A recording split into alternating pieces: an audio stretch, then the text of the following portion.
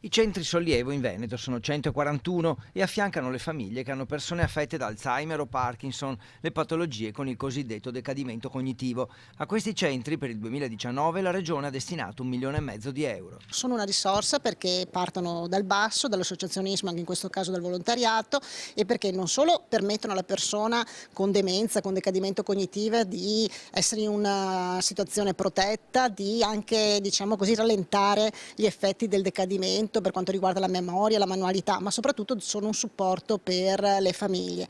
I centri sollievo in Veneto assistono oltre 1.500 persone e impegnano circa 1.400 volontari, con l'apporto di medici di medicina generale, specialisti e sanitari dei centri per il decadimento cognitivo. All'ULSS Pedemontana andranno oltre 116.000 euro.